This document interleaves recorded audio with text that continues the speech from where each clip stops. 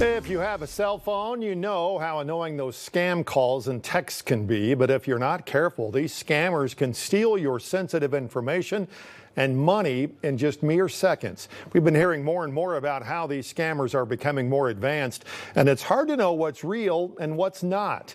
Tonight, reporter Faith Woodard sits down with the Arkansas Attorney General to look at new techniques to keep you and your bank account safe. This is Sergeant C.N. Reagan with the Little Rock Police Department. I'm looking to make contact with a woman, Miss Ashley Smith.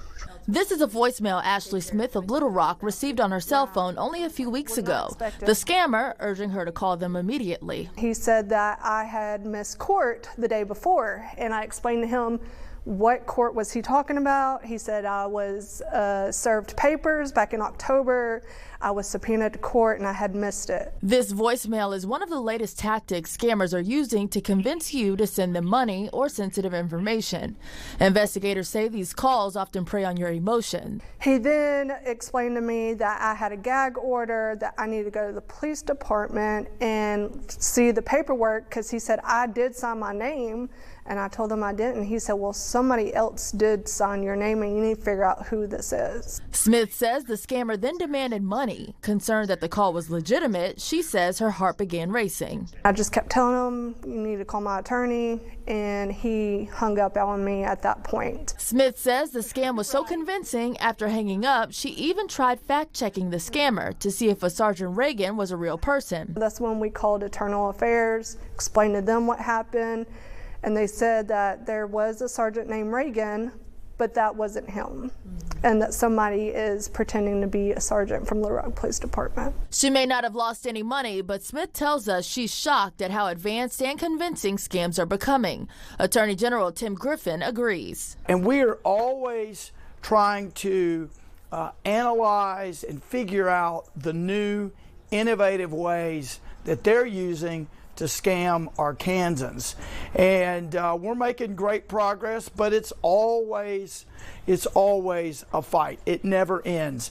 Griffin has been on the front lines of fighting scams for years. One of the techniques he's tried to crack down on now, robocalls. What they're doing is, with a lot of these robocalls, is they are calling from out of the country, and they are using U.S. companies to route the calls through and then call you. This latest technique, Griffin says, allows scammers to bypass do not call list. And as scammers are advancing, Griffin is doing what he can to stay ahead of the scammers. Back in 2023, Griffin, alongside other states, won a huge settlement. It prohibits companies like this from directing robocalls to Arkansas. There may be a company in North Carolina or Texas or somewhere that's doing something to facilitate these robocalls, that's being a clearinghouse for these scam calls. And that's exactly what we found.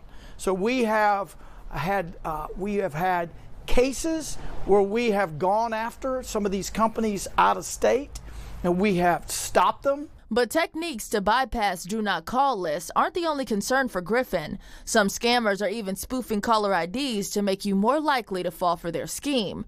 The Federal Communications Commission describes it like this. Spoofers often use your area code, so a call may seem like it's from a neighbor, a local company, or even a government agency. They can get you at hello, even if no one's on the line.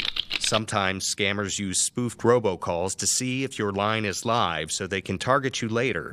Or you may be prompted to push a button on your phone to hear an important message. The Attorney General says just because the caller ID looks familiar or may come from a familiar area code, don't fall for it. Delete the texts and the emails and hang up on the phone calls. And if you're still unsure, Smith says using her technique of fact-checking and cross-referencing doesn't hurt either. Call the energy company, call the police department, and find out from the real source what's going on. And that's when you can know, okay, this is a scam. Was Faith Woodard reporting. Now check out